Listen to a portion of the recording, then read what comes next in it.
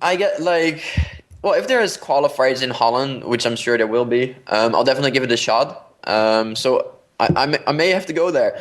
But as for the team, yeah, clearly, like the World Cyber Games are historically like a huge tournament, especially with our background from Brood War.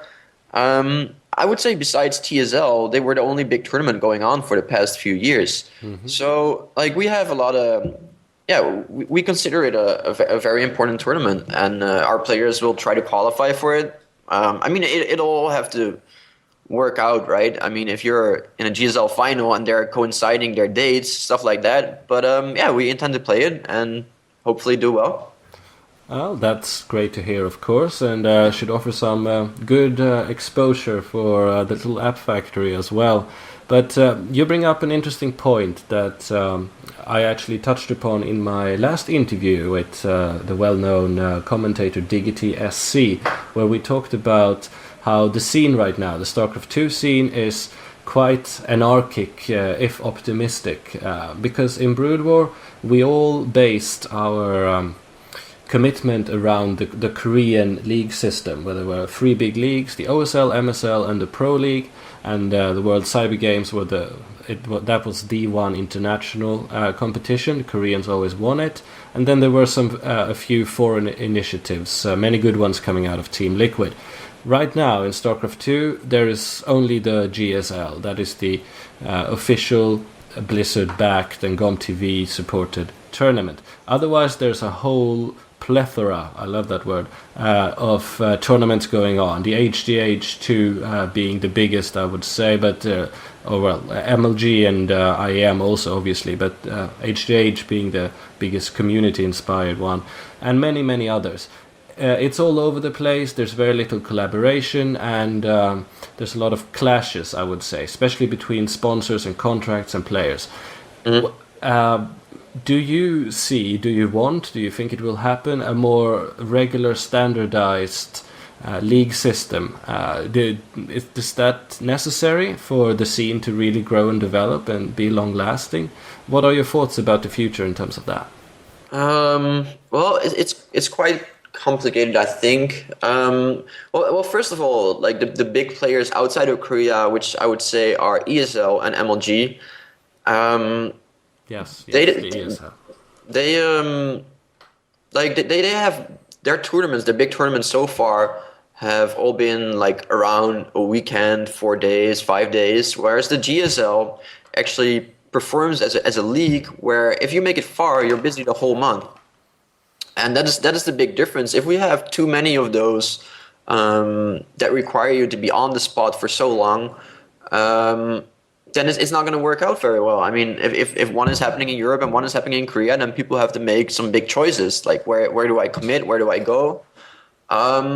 It would be nice if something um, more clear, I guess, was worked out. But the way it is right now is just that GSL is the biggest, and they don't seem to adjust too much or at all actually to tournaments like MLG and IEM, and that is causing a problem for players who, of course, want to play as much as possible. But all we can hope for is that people start working together, and yeah. Yes, indeed. I suppose for that to happen, it would have to be based around some neutral umbrella organization, like the KESPA, the Korean Esports Association in Korea, controlling that system, over controlling it sometimes perhaps, or like in football, by that I mean soccer, the FIFA organization. But of course, that's demanding quite a lot, especially if we're talking globally. But currently, it's a big free for all, and I think the scene would definitely need some more regulation for this to happen, or for this to work. And it would be interesting to see how something like that could come about. Turning to Mathew, from a sponsor's perspective, do you see it being difficult the way things are now, reaching out with your brand, considering you can only be at one place at one time? Would you like to see, from a corporate point of view, more organization from the top, enabling people to work together better? Not so much from an advertising perspective, because whichever tournament our players are going to be in is generally going to be the biggest tournament. But for the players' sake, if there is a unified or streamlined timeline that, MLG's this week, 2 week, or a week later, then it's going to be ESL, then 2 weeks after that we'll have all the GSL wrapped up. That type of timeline would allow them to participate a lot more easily. But, I don't mind so much. And I'd just like to apologize to the listeners for my girlfriend sneezing in the background. They don't mind at all. Tell her bless you from all of us. Okay.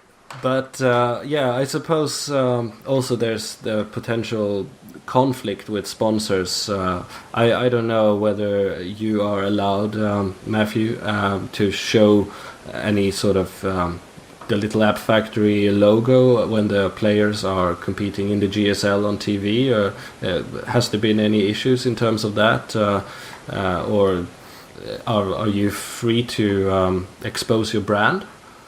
I'm not sure. I guess Victor would have more input there than I would.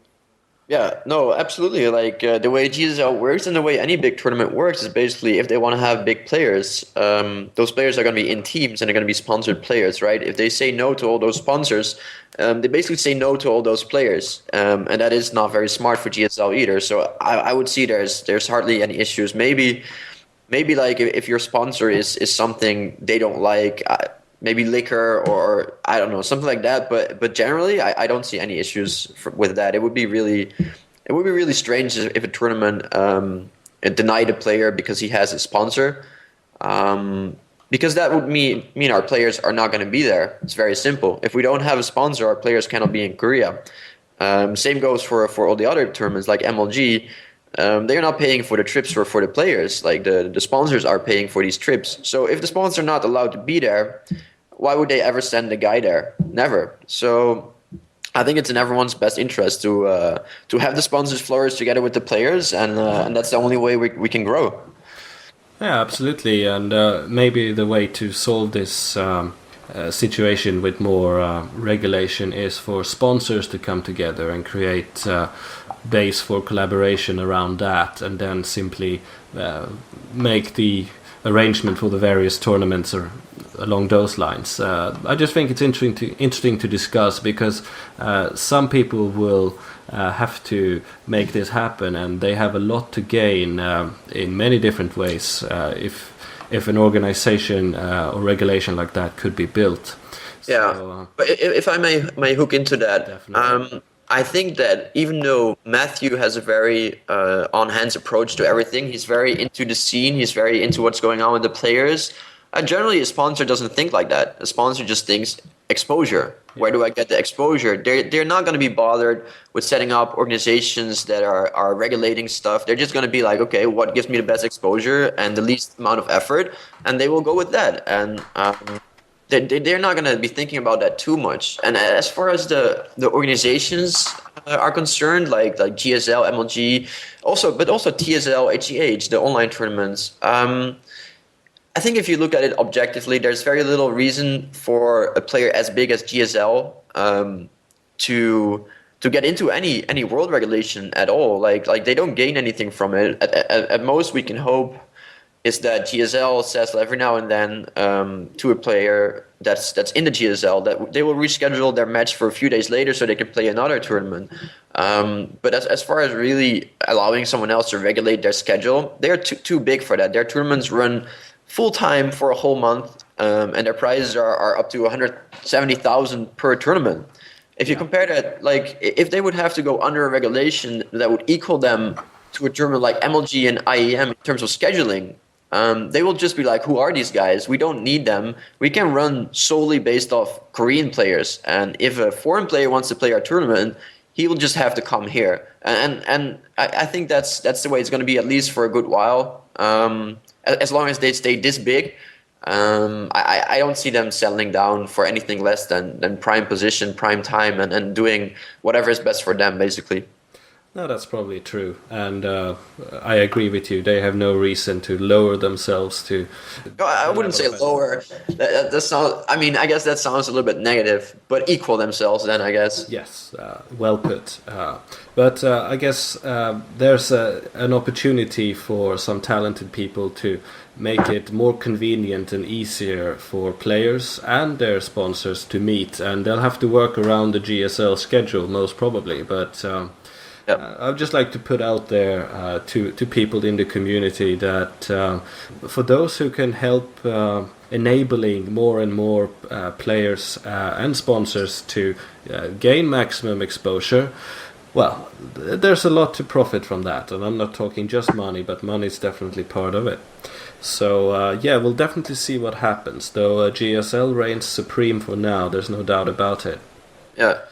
But I thought we could actually also spend some time talking about the actual game of StarCraft 2, which of course is what it's all based on.